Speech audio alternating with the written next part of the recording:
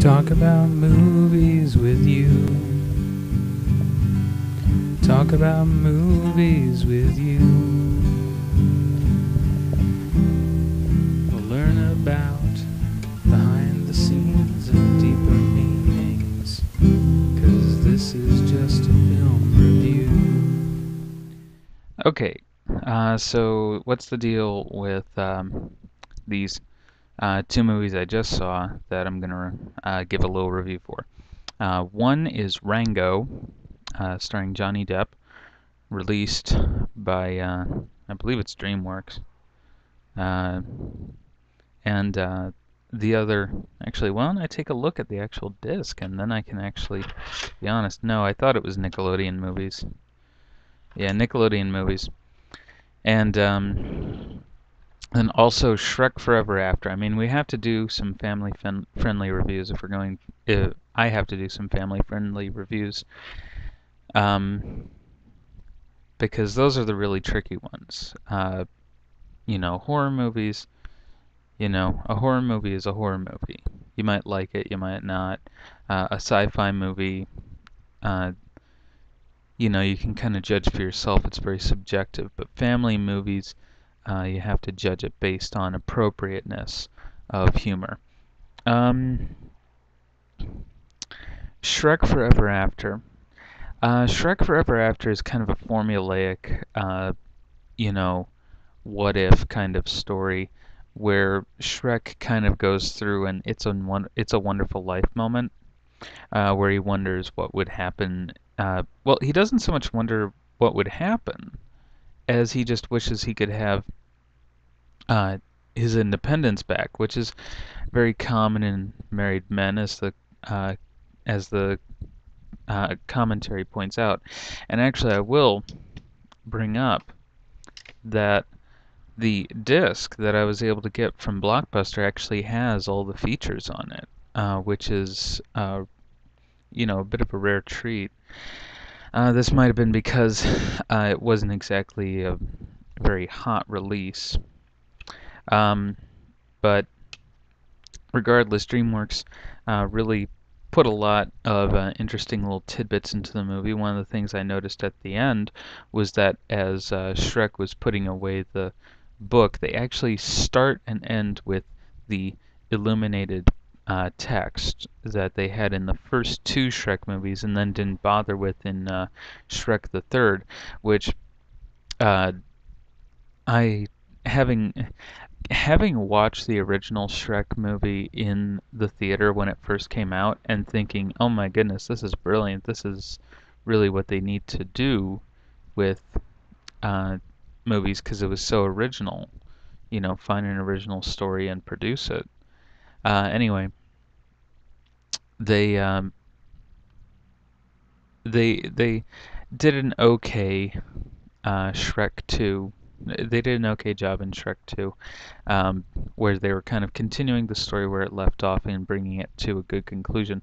With Shrek the Third, it felt like they were just producing um, a sequel to produce a sequel.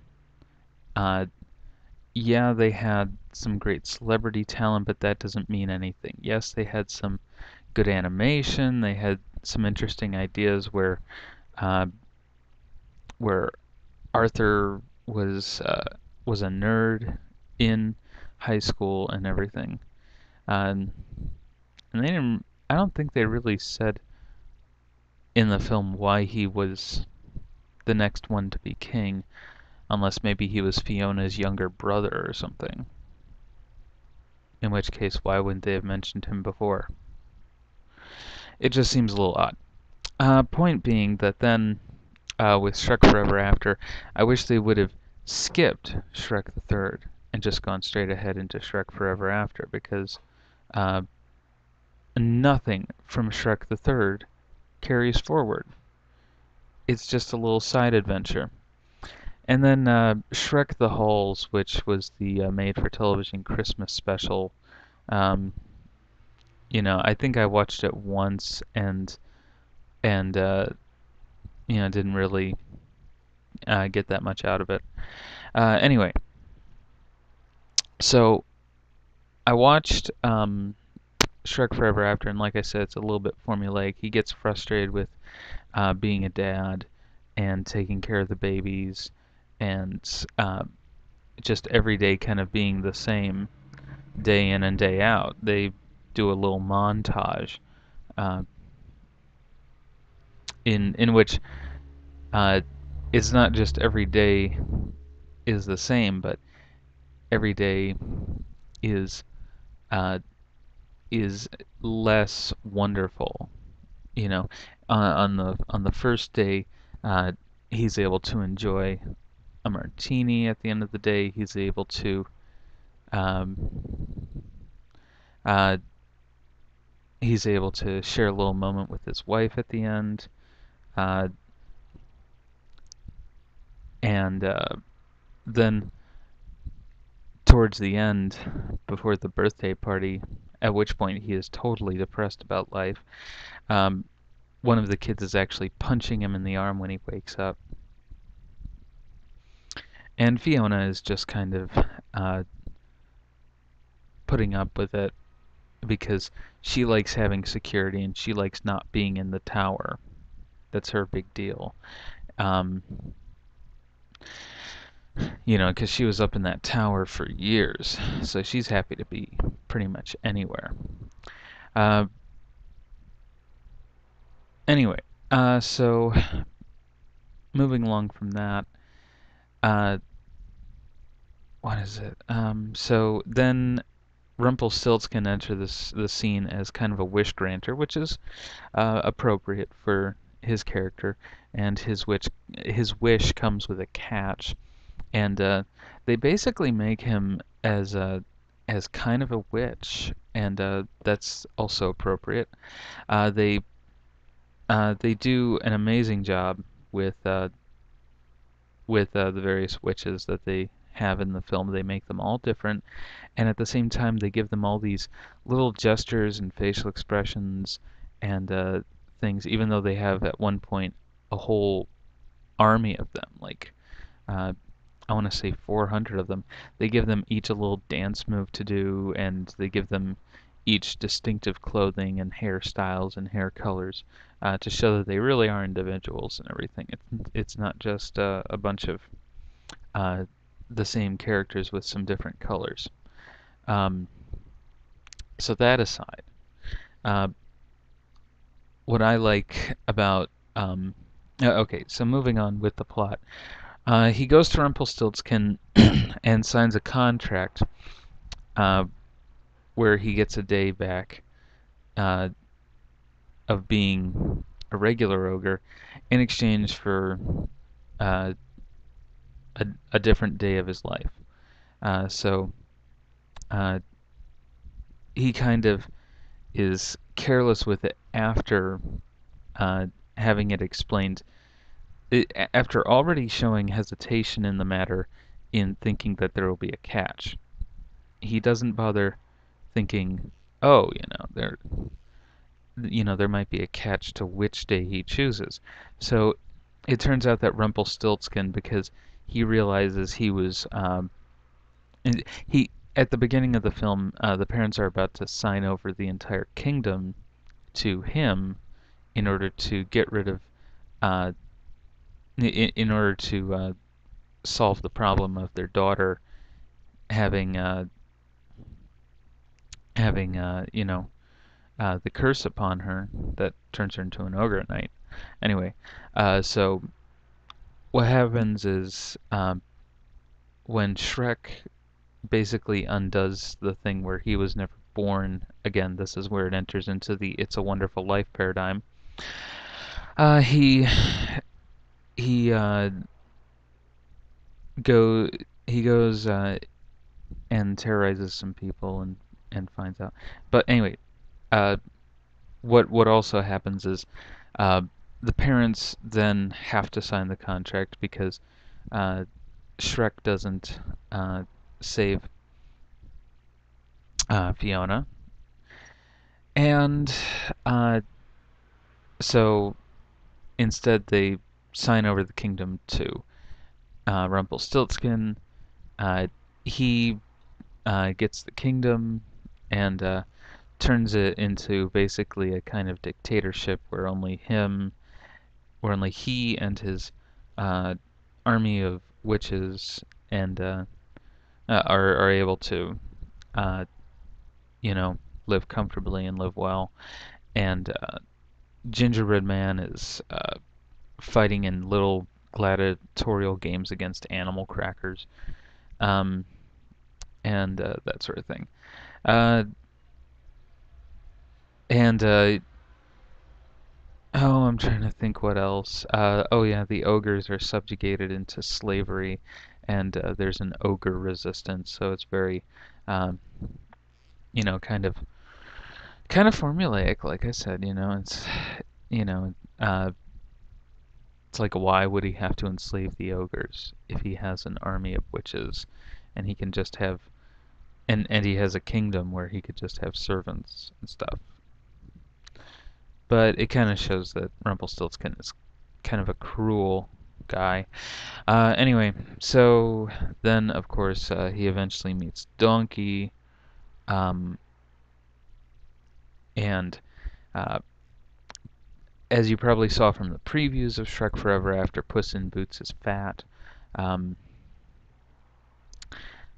so then at the yeah, they eventually work around a plot where eventually the ogres are freed, and Fiona and Shrek uh, fall in love again, and it's explained that a true love's kiss um, will uh, be the escape clause on the contract that put Shrek in that predicament. I also should mention that part of the predicament is that after the day has passed, Shrek will cease to exist. So, uh,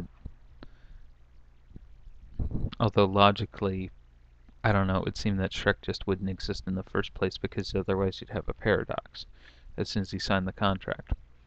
Anyway, I mean, you're dealing with an alternate timeline induced by a magical contract, so we're not exactly dealing with a logical world. Uh, so, all of that aside, um, I liked at the end how when Shrek was closing the book Shrek, and they had uh, all these little Shrek spoofs, like Moby Shrek and the Taming of the Shrek, Fiona of Troy, uh,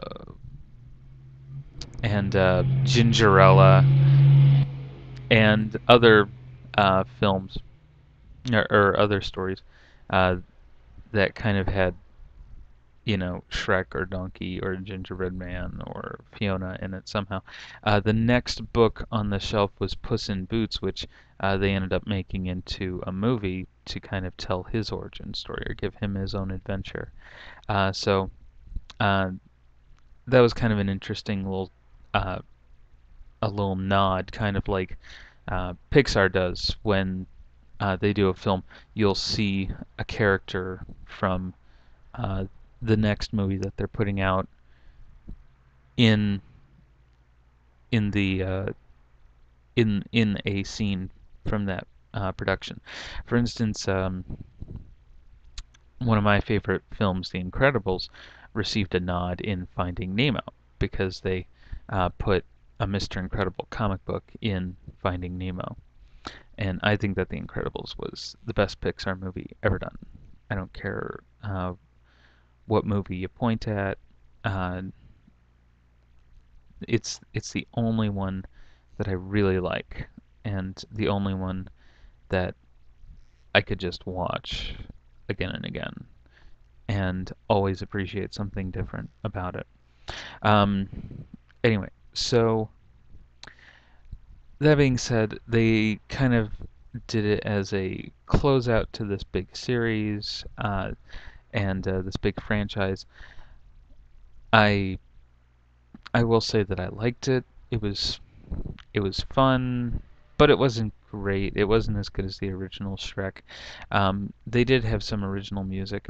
I liked that they had a jazz flautist uh, playing, the Pied Piper, who is kind of a gun for hire in this film, and he basically uh, is hired to set a trap that traps the ogres. Uh, that won't be spoiling anything for you. Trust me.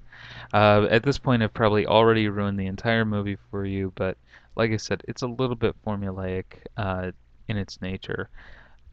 You'll probably still enjoy it. It has a lot of fun, a lot of music. Your kids will definitely like it, so who the heck cares?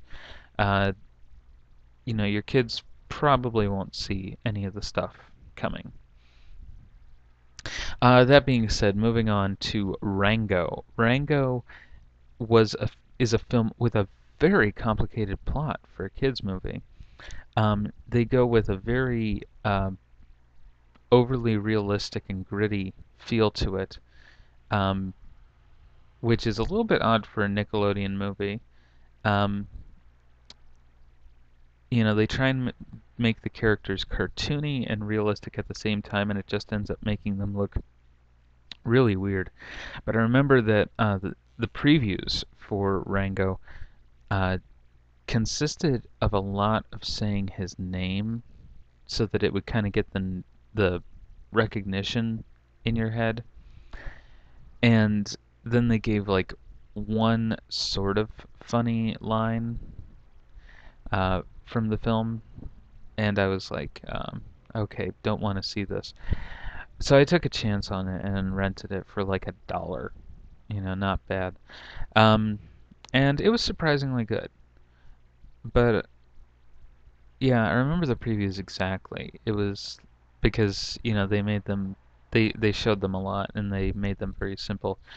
So then it was simply like every character in the film when they say Rango, they just had them saying it and then speeding it up. Rango, Rango, Rango, Rango, Rango, Rango. And then they show a scene where Rango is like looking at things and freaks out. "Ah!" And then they show one of the mariachi owls saying, "The bird, he is going to die." And it's like that's the that's the entire preview. That's the entire trailer. That's more of a teaser, in all honesty. It's like, yes, a lizard is lost in the desert, and then they give his name. Of course, that's not actually his name. What it is he goes into town. He's been alone as a pet lizard in a little aquarium with a little bit of water most of his life.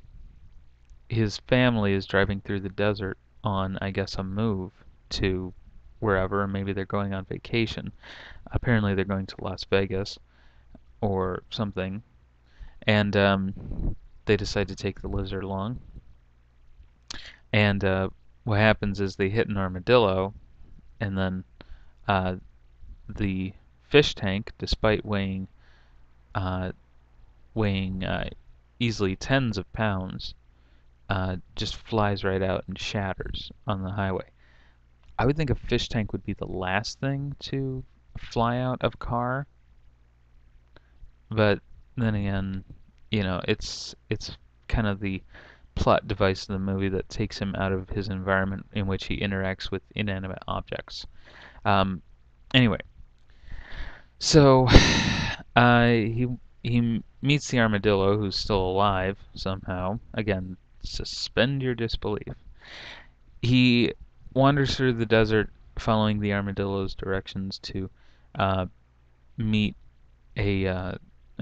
to go to a town, and he eventually finds the town where he poses as uh, some Western badass uh, who uh, who has gone around, you know, beating up bad guys and shooting bank robbers and things. So some kind of Western outlaw hero. Um, so anyway, he goes on, and a really complicated plot unfolds in which there are some some dead end trails that they go after, and Rango wastes a little bit of time. Um, and basically, the town is called Dirt, and it's occupied by animals. And they, instead of using money, they use little bottles of water. So uh, what what ends up happening is uh, the bank is low on water, and nobody's sure why. And uh, the um, the townspeople uh, the townspeople make him a hero after he defeats a hawk uh, that preys on them, snatches them up and eats them. Um, so the mayor, who's a turtle, makes him makes him the sheriff, and you know uh, they're like I said, they're or the bank is already low on water, so uh, he uh, he unknowingly ends up helping uh, guys intending to rob the bank. Uh, but after they track down the bank robbers, they find out that the bank was already empty. There was no water when they broke in, and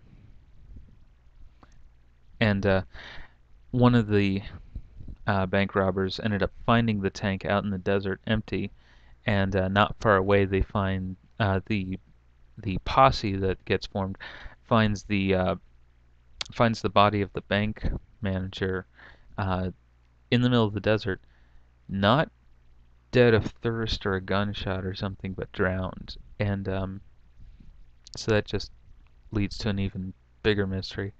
Um, so Rango is about to solve the mystery uh, when uh, a villain that they keep alluding to by the name of Rattlesnake Jake, you can guess what he is, uh, comes into town at the bequest of the mayor uh, because Rango's getting close to finding out what's going on. Um, and Rattlesnake Jake basically exposes him as a fraud, and he leaves town, and he goes to the other side of the road, which the armadillo alludes to earlier as kind of being like the other side of existence, kind of like the afterlife. So then he meets basically Clint Eastwood, uh, and they um, only it's Timothy Oliphant, which I guess was Clint Eastwood's birth name, kind of as a nod to say it was Clint Eastwood, but it wasn't Clint Eastwood. So I thought that was kind of cool. Um, and anyway, he embodies the spirit of the West, as referred to by the armadillo. Uh, and the armadillo and Rango discover that, oh, all of the water dried up in the desert where it was once a lake bed because they built the town of Las Vegas. Uh, and so what the turtle is doing is trying to build his own version of Las Vegas uh, and have the town just wiped away. Um, so of course then they they put a stop to it because Rango just has the water turned back on and released back into the town. I do like one little part where they have Johnny Depp playing two parts. They have Johnny Depp playing Rango, and Johnny Depp also plays uh, uh, what is it? Hunter S. Thompson. They have Hunter S. Thompson make a little cameo as a character in the film by having him driving along in his Cadillac to Las Vegas. Or I don't think it's a Cadillac. I think it's a '57 Chevy. It's a classic car, is my point. And he's driving along, and Rango has a little smiley face on him, and then uh, a little smiley face bobble from the top of an antenna. He has that on his head, and then uh, Hunter S. Thompson is like, a little bit startled, and then the smiley face comes off, and it's revealed that it's a lizard, and Hunter S. Thompson is like, "See, told you," and turns on the windshield wipers and has Rango flip off of the car and everything. Um, of course, what I found funny was that they didn't make the obvious joke. Uh, the most obvious joke being that um, they actually had a scene where Rango and the posse are being chased by uh, moles flying on bats, and uh, they could have had uh, one of the characters say, "Rango, we need to stop," and then have Rango say, "We can't stop here. This is Bat Country," or something. It would have been hilarious, and I'm sad that they didn't go for that. That would have been so funny. Uh, but it would have also been a bit more of a nod to Hunter S. Thompson and a bit more of an adult kind of joke for people who have read, uh, Fear and Loathing in Las Vegas or seen Fear and Loathing in Las Vegas. I don't like it because it's a drug movie, but uh, I already posted a review of that. And yeah, so anyway, that being said, I was just a little sad that they didn't do more of a nod to Fear and Loathing in Las Vegas because uh, it's centered around Las Vegas. But they are also doing it for a mass audience, and they don't want to just play on one film's popularity. As it is, the film uh, is kind of cute and fun, and kids might like it. I think it would be better for kids in middle school than elementary school, really. Um, Teenagers might kind of like it, but yeah, it's basically um, for middle schoolers, I would say. Not really appropriate for little ones. Too many scary parts. Um, and it's just that simple. Too many scary parts. Bad guys are way too bad. There is actually uh, gun usage in the film, and I don't think that that's appropriate for little ones. So, that being said, next my review will be of the film Stone, which stars Robert De Niro, Ed Norton, and Mila Jovovich. That'll be the next review coming up in a minute. Okay, so Stone is basically, well, first off, it stars Edward Norton, Robert De Niro, and Mila Jovovich, among a few other actors, but it basically hangs on those three. And it's a pretty simple enough story that involves a lot of dark avenues for the character of Robert De Niro. Stone is the nickname of a character played by Edward Norton, who's a convicted arsonist in in a penitentiary where Robert De Niro is the prison psychologist who helps, determine whether or not Edward Norton's character Stone is ready to be let out. And he and his wife, Mila Jovovich, um, uh, Stone's character's wife, or Stone's wife, is played by Mila Jovovich. So Mila Jovovich's character tries to butter up De Niro's character. And of course, when they're playing the parts, they are the characters. They immerse themselves in the role. They put on the characters. Um, how to describe it? Well, okay. The film starts out by having De Niro his wife is about to leave him. He goes and he takes their sleeping child and threatens to throw her out the upstairs bedroom window while she's sleeping. Uh, basically to hurt the kid if she leaves. And she says, "Okay, I won't leave." But in the ensuing years, they grow distant, and she becomes an alcoholic, and the daughter doesn't really want to have anything to do with him, uh, possibly because she remembers it happening, because she's not a baby when it happens. She's a grown-up enough kid.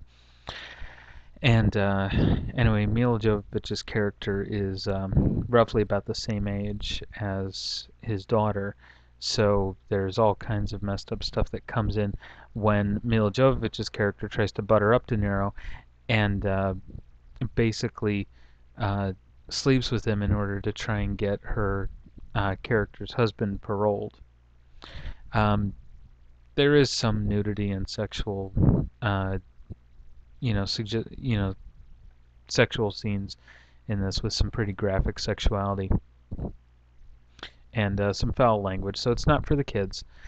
De Niro's character, after the first time it happens, goes through, a lot of stuff because after the incident with his wife and their child, he tries to become a religious man, and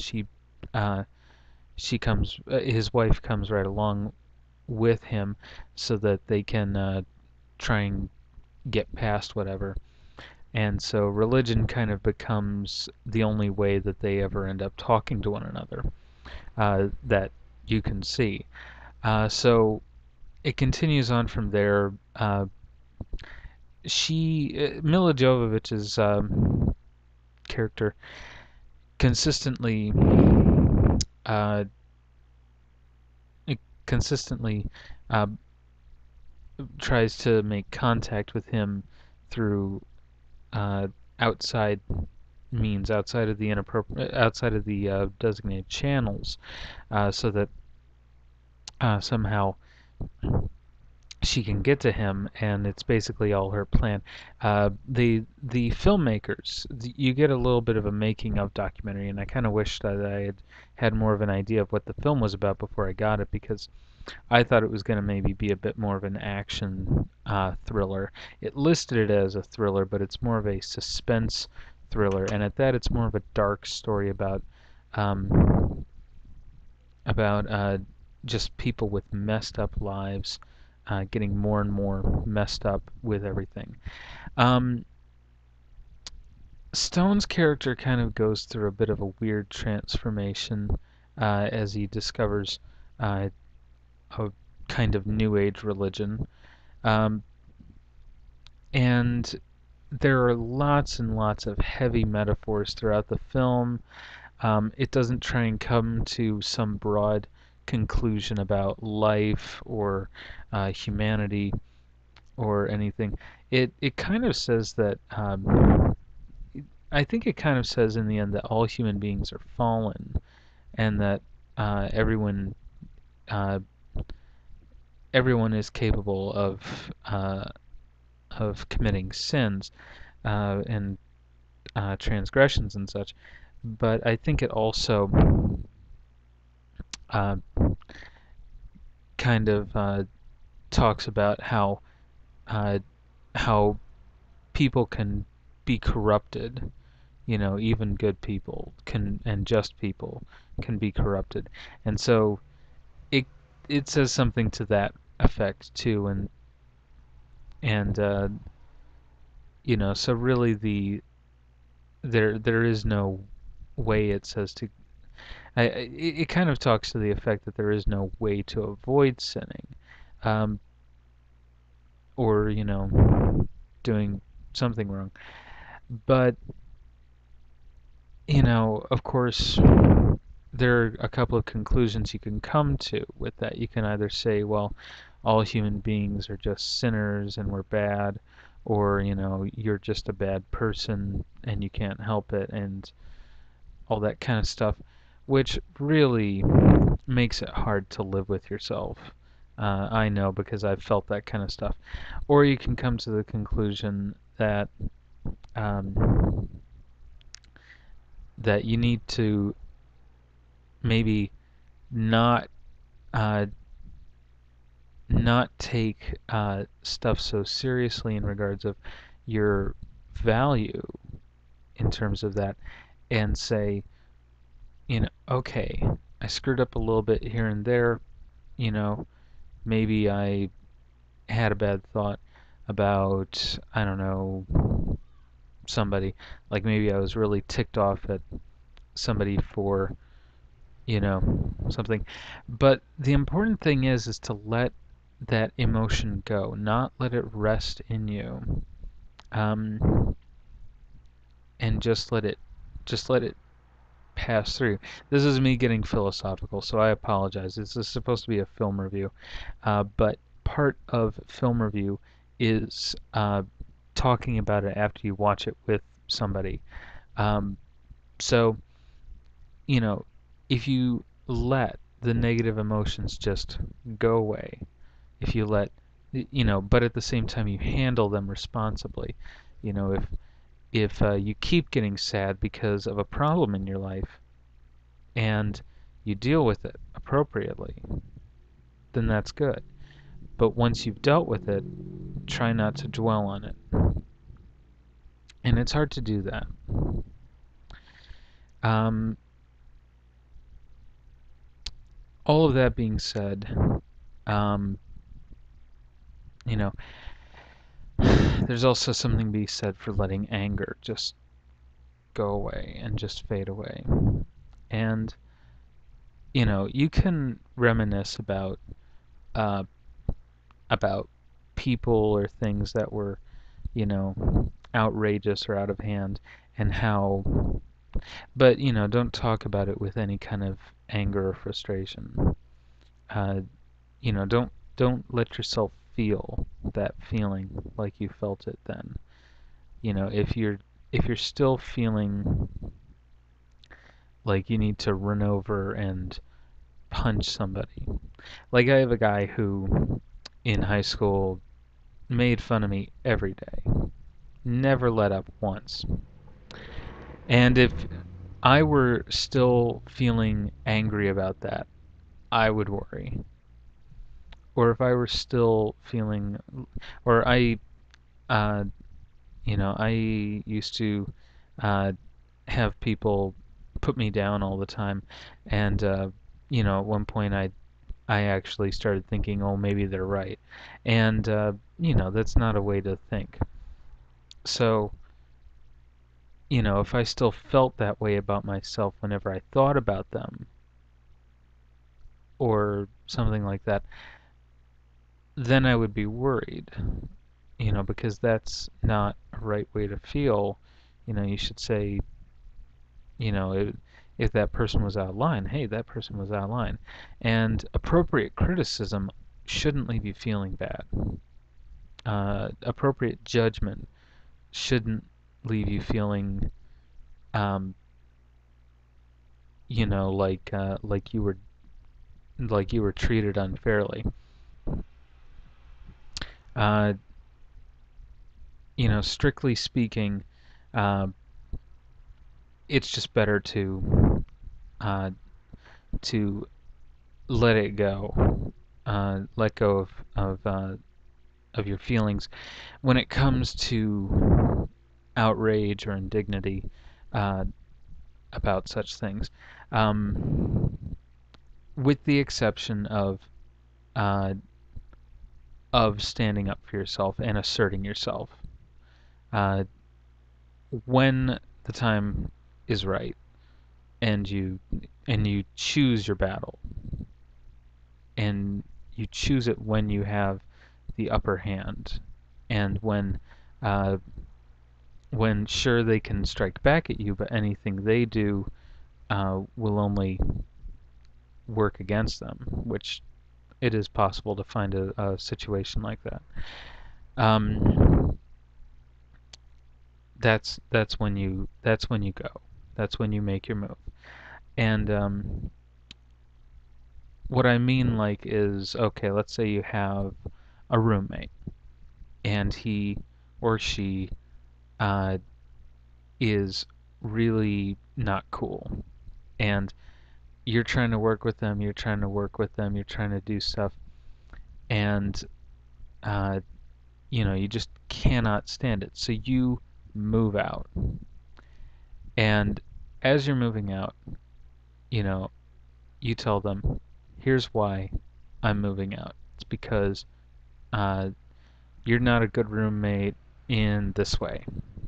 And I'm just using roommate as an arbitrary one. It could be a boyfriend or a girlfriend or something, or it could be a best friend who maybe puts you down all the time or doesn't treat you with respect or love or anything. Um, Point being, you can then uh, address that with them, but you have to try and do it calmly. And and like the reason why I went with roommate was because I had a roommate who was very inconsiderate and just took advantage of my uh, you know nature to kind of try and work with him, try and talk to him uh, like I would want to be talked to, you know, given a little bit of leeway. Maybe there's something going on, or uh, maybe he just hasn't lived with anybody before, or something like that. But finally, it crossed the line because he just flat out laughed at me, uh, very, very cockily, very, very arrogantly, and um, I let him have it, but I didn't hit him, I didn't threaten him or anything like that. Um, I told him exactly what I thought of him, and then I turned right, and I didn't just say, "Oh, you're a jerk" or something. I laid it on to him. I told him he was lazy. I told him he was good for nothing. I told him that he uh, he didn't do anything, and I did everything. In terms of cleaning the house and uh, or the apartment or whatever. Uh, and it just goes on like that. And then I said, and you have the nerve to laugh at me, how dare you? And I just turned right around and walked right out. And I said it very loudly so that he would hear me, and he thought I was getting angry, like I was going to challenge him to a fight. So this tells you how smart the guy is. He actually got in my face and like opened his eyes real wide, like, "Hey, what are you going to do? What are you going to do? Oh, I'm not scared of you." And it shows you just how much he understood, the actual situation. That it's not about threats, it's not about intimidation, it's not about anger. It's about respect, it's about dignity, it's about not taking advantage of someone else's kindness and uh, not exploiting them for you know for your own wants and uh, just imposing on them. Because I was paying my rent and he was living there rent free because of his parents. This was an unfair situation, and if anything, because he was living there rent free, he should have been doing more of the cleaning, logically. And he should have he should have gotten the less nice room because I was the one paying rent. If we're going with logic here, the person who actually pays to live there should get uh, the nice furnished room, and uh, if he's having his parents pay for his housing and his schooling, you know, he can get the smaller room and stuff. If he can afford a gym membership, for instance, and they already had an inflatable bed for him to sleep on and stuff, for that particular guest room. Instead, I had to go out and buy an inflatable bed, and I had a very small room for what I paid. Uh, and I was constantly having to clean up after this guy. And then on top of that, he disrespected me. He was rude. He was sloppy. He didn't bother to clean. He left it all for me to do. And uh,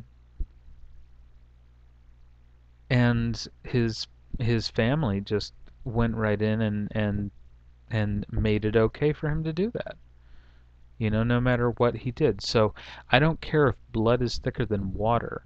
You know, apparently, apparently, you know, behavior like that is somehow, uh, where you're like a bully or something is passed along hereditarily. Somewhere he learned that that was the way you treat other people, and this is way off topic from the film, sort of, but not really, because um, Robert De Niro's character, as soon as he threatened to harm the child, mom should have the wife should have been on the phone to family services and said, "This man is threatening to hurt the child if I leave him." After I said I was leaving him, he ran upstairs, grabbed the kid, opened the window, grabbed the kid, and held her halfway out the window and said, "I will throw her if you leave me." You know, it's like, at what point do you stay with such a person? And then that seed has been just boiling away at the core of their marriage for years, and he would have lost, you know, his little girl. It's a question of if he even wanted that kid, how much that kid even mattered to him, if he was going to do that. Aside from that, you know, when the kid was grown up and left the house, the wife stayed with him. You know, what? I wouldn't have. You know, uh, as soon as that kid is old enough to grow up and move on, I'd be like, divorce. Let's get out of here. Is it okay if I move in with you, kid? Okay, let's go. I wouldn't have stood for that kind of thing in the first place, but who am I to talk? I sat there while some spoiled rich kid took advantage of me for like 7 or 8 months and made me do all his house cleaning for him while I paid rent to live there. Was it fair? No. Will you hear about it in an upcoming memoir? Yes. So that's the good news. I am actually, this is where I should probably announce that this is going to be my last film review from the state of Hawaii. I'll be moving back to Ohio in about a month,